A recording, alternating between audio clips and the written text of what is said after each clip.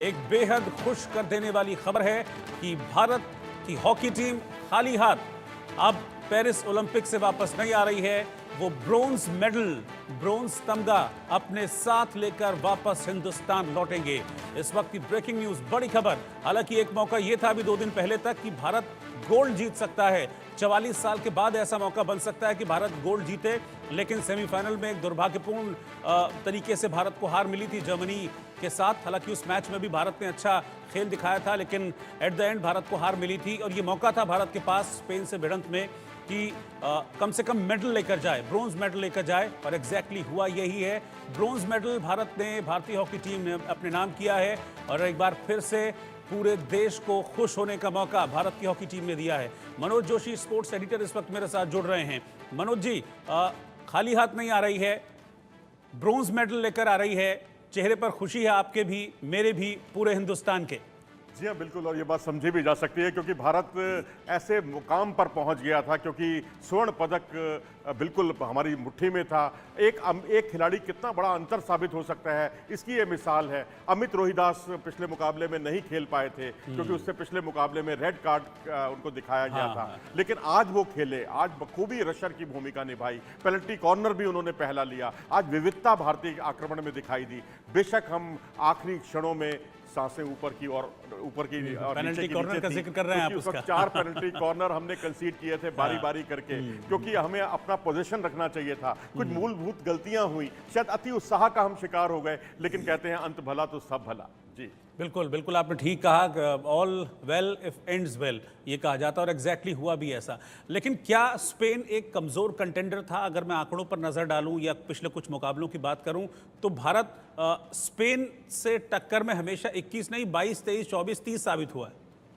नहीं, ये बात ठीक है आपकी, क्योंकि आंकड़े हमेशा सच नहीं बोलते, लेकिन आप तस्वीर का दूसरा भी रुख देखिए ना। क्योंकि वर्ल्ड कप में ठीक है हमने उनको हराया, पहले ही मैच में हराया, 2-0 से हराया, लेकिन उनकी प्लेसिंग हमसे ऊपर थी। हम 9वें स्थान पर थे, वो 7वें स्थान पर था। ठीक है, स्पेन टॉप कंटेंडर्स कभी नहीं रहा पिछले 3-4-5 वर्षों में, अगर हम देखें, हॉकी में देखें, लेकिन बड़ी बड़ी टीमों को हराया। इस बार बेल्जियम को उसने पराजित किया है, ब्रिटेन को उसने पराजित किया है। तो यहाँ एक जरूर इस बात की आशंका रहती है कि उनकी हॉकी जो है, जिस तरह से कई बार चढ़कर खेलते हैं, जब वो अटैक करते हैं तो इकट्ठे 5 या 6 फॉरवर्ड, मतलब जो मिडफील्डर होते हैं, पूरी तरह फॉरवर्ड बन जाते हैं। उस वक्त काउंटर अटैक, क्योंकि भारत की उतनी बड़ी स्ट्रेटेजी का हिस्सा कभी नहीं रहा, क्योंकि हमारे खिलाड़ियों की क्षमताओं से क्रेग फुलटन पूरी तरह से वाकिफ हैं। और उन्होंने जो कुछ ओवरहेड पासेस से लेकर और जो घूमकर शॉट लगाने की जो कला सिखाई है, जो इससे पहले भारतीय हॉकी में दिखाई नहीं देती थी, तो वाकई इसके लिए मैं कहूंगा क्रेग फुलटन को बहुत बहुत बधाई, पैडी अपटन को बहुत बहुत बधाई, क्योंकि वो एक ऐसे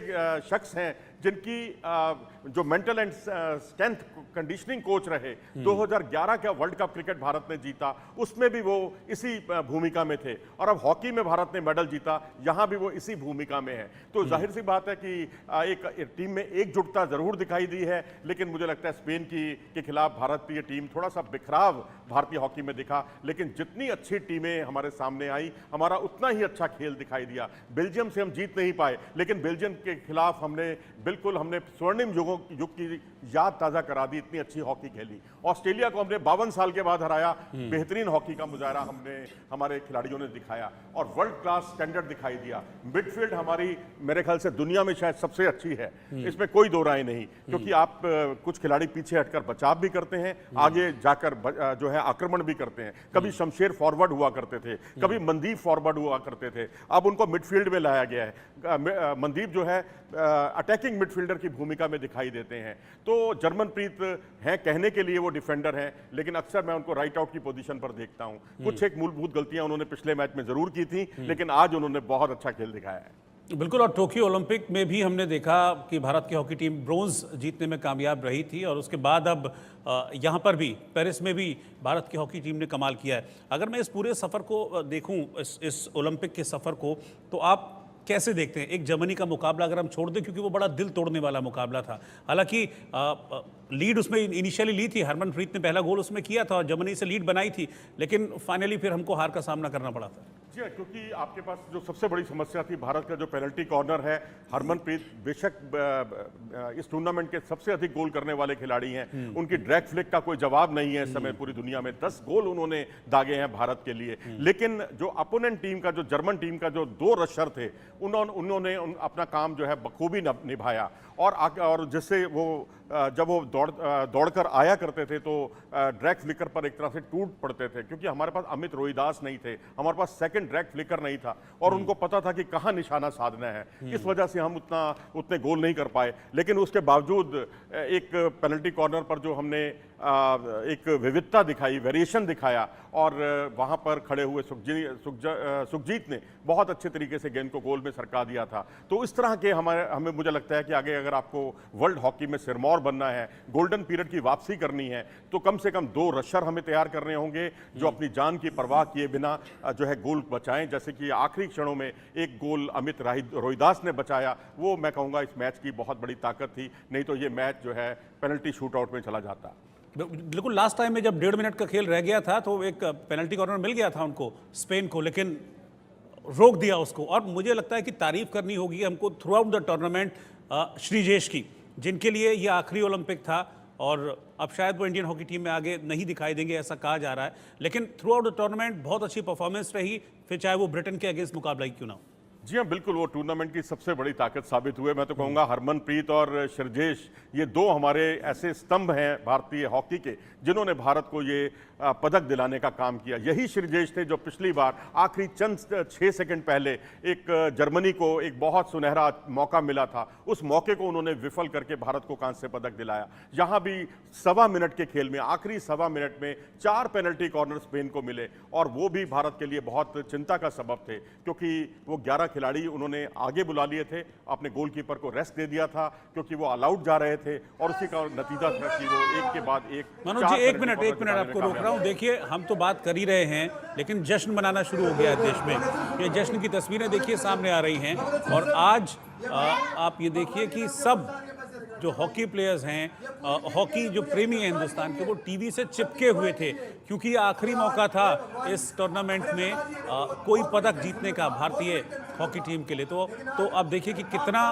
क्रेज था लोगों के बीच में, बिल्कुल टीवी से चिपके हुए हॉकी देख रहे थे कि इस मैच का रिजल्ट क्या रहता है। और ये सबसे अच्छा हुआ कि रिजल्ट पॉजिटिव रहा। हालांकि इसकी उम्मीद लोग कर भी रहे थे, क्योंकि जिस तरह की हॉकी खेली है पूरे टूर्नामेंट के दौरान भारत की हॉकी टीम ने, आज उम्मीद थी कि पदक तो ज़रूर लेकर आएंगे, खाली हाथ वापस नहीं लौटेंगे। और इसीलिए देखिए अब लोग खुश हो रहे हैं, जश्न मना रहे हैं, और पूरा का पूरा मैच चिपक कर लोगों ने टेलीविज़न से देखा है।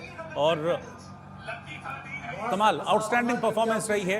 मनोज जी, सबसे अच्छी बात यही है कि खाली हाथ कम से कम नहीं आ रहे हैं। खाली हाथ लौटते तो बहुत दुख होता, लेकिन ओलंपिक मेडल ही होता है, उसका अलग ही चार्म होता है। जी हाँ, बिल्कुल, उसकी अहमियत अलग ही होती है। और हमें अब जो सीख मिली है कि हम स्वर्ण पदक क्यों नहीं जीत पाए, हमें उसी दिशा में काम करना है जो हमने सेमीफाइनल मैच में अनफोर्स्ड एरर किए। जर्मनप्रीत भारतीय टीम के लिए बोझ साबित हो रहे थे, क्योंकि अगर आप देखें तो 3 पेनल्टी कॉर्नर उन्होंने कंसीड किए थे। पेनल्टी स्ट्रोक जो हमारे खिलाफ गया था, गोल लाइन पर वो हॉकी से उनको बचाना चाहिए था, लेकिन गेंद उनके पाँव पर लगी, जिससे पेनल्टी स्ट्रोक मिला और उस पर वो गोल करने में कामयाब भी हुए।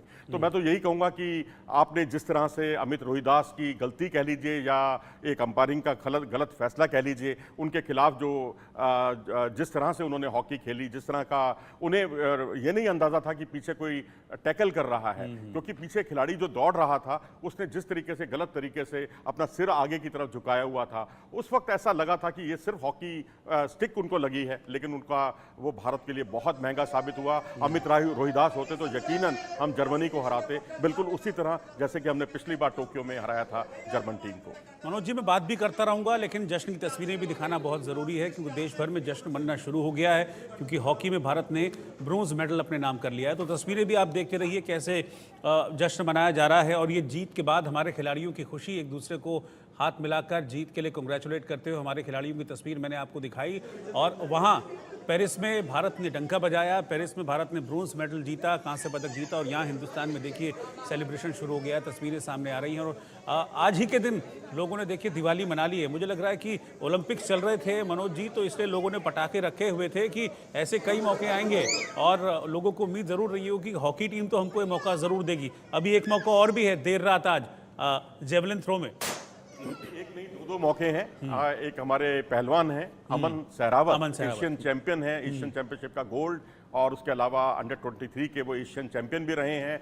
उम्दा उनका प्रदर्शन रहा है और आज जिस तरह से जिन पहलवानों से वो हारे थे कभी, उन पहलवानों को उन्होंने टेक्निकल सुपेरिटी से कुश्तियां हराकर जीती हैं। पहले उन्होंने पूर्व यूरोपियन चैंपियन को हराया और दूसरे मुकाबले में उन्होंने 2022 के वर्ल्ड चैंपियन को हराकर सनसनी फैला दी। और अब उनके सामने एक और वर्ल्ड चैंपियन आ रहा है, जापान का रेसलर है, और अगर वहाँ कहीं उनका दाव सही लग गया तो मैं समझता हूँ भारत इस हॉकी के साथ, हॉकी का मजा भी चौगना हो जाएगा, हॉकी के साथ में कुश्ती का भी मेडल भारत को मिलेगा। ठीक उसी तरह जैसे 1952 के हेलसिंकी ओलंपिक खेलों में मिला था, जब कुश्ती में भी भारत को मेडल मिला और ओलंपिक में भी, ओलंपिक हॉकी में भी भारत को गोल्ड मेडल मिला था तब। जी बिल्कुल, नीरज चोपड़ा से भी आज बहुत उम्मीदें। गोल्डन बॉय तो ऑलरेडी उनका नाम है ही, पड़ चुका है, और आज उम्मीद है कि उनका जो जेवलिन है वो गोल्ड पार करने के बाद ही रुकेगा। जी, मैं तो कहूंगा कि वो अपने पर्सनल बेस्ट की तरफ ध्यान दें कि सर्वश्रेष्ठ उनको प्रदर्शन करना है। और वैसे ये उनकी स्ट्रेटेजी भी रहती है कि अपोनेंट्स पर ज़्यादा वो प्रवाह नहीं करते, क्योंकि वो यही कहते हैं कि मुझे अपना सर्वश्रेष्ठ करना है। कंपटीशन का स्टैंडर्ड बहुत ऊंचा है। आपको हिंदुस्तान पाकिस्तान के बीच में मुकाबला भी देखने को मिलेगा। नदीम जो एक मौके पर 90 मीटर का बैरियर पार कर चुके हैं, कॉमनवेल्थ गेम्स में उन्होंने ये कमाल किया था, स्वर्ण पदक उनके नाम है। तो यहाँ पर वो पिछली बार 5वें नंबर पर थे, यहाँ वो 4थे नंबर पर आए हैं क्वालिफाइंग मुकाबले में। और इसके अलावा चेक रिपब्लिक के वो खिलाड़ी जिन्होंने नीरज चोपड़ा को तकरीबन 2 महीने पहले दोहा डायमंड लीग में पराजित किया था, और वहाँ पर वो 2 सेंटीमीटर से नीरज चोपड़ा चूक गए थे। मुझे लगता है कि आज कंसिस्टेंसी अगर हम देखेंगे तो नीरज चोपड़ा से बढ़कर आज दुनिया में कोई भी जेवलिन थ्रोअर नहीं है, क्योंकि उनका प्रदर्शन 86 से 89 मीटर तक हमेशा रहता है। लेकिन अगर आप अन्य जेवलिन थ्रोअर को देखेंगे तो कभी वो 92 फेंकते हैं, तो फिर अगले ही कंपटीशन में वो 82 या 83 पर आ जाते हैं। तो ये स्थिति नीरज के साथ नहीं है, और जितनी एडवर्स कंडीशन होती हैं वहां उतना ही अच्छा प्रदर्शन नीरज चोपड़ा की तरफ से देखने को मिलता है। पूरी दुनिया हकी बकी होकर हैरान परेशान है कि आखिर उनमें ऐसी क्या खूबी है कि एडवर्स कंडीशन का उन पर कोई असर नहीं पड़ता। क्यों वो 86 से 89 के बीच में ही रहते हैं, इससे नीचे कभी नहीं आते, जबकि हमने तमाम दिग्गज जो जेवलिन थ्रोअर हैं उनको कभी 92 तो कभी 82 करते हुए देखा है, 82 मीटर दूर भाला फेंकते हुए देखा है। जी, मैं वापस हॉकी पर आ रहा हूं, क्योंकि हॉकी की बात करना ही सबसे ज़्यादा इस वक्त ज़रूरी है। और आज के मैच को अगर मैं समझूं आपसे, आपकी नज़र में आज के मैच का हीरो कौन? देखिए, आज के मैच के हीरो हरमनप्रीत भी हैं। आज तो मैं टीम वर्क को मैं कहूँगा, तवज्जो दूंगा, क्योंकि हरमन ने भी गोल तब किए क्योंकि उनके साथी खिलाड़ियों ने पेनल्टी कॉर्नर के मौके जुटाए। अगर वो ना जुटाते तो गोल कैसे होता। तो 2 मौकों पर जो उन्होंने गोल किया, दंदनाता शॉट जो है उनका गोली की रफ्तार से जो है गोल को एकदम भेदता हुआ चला गया।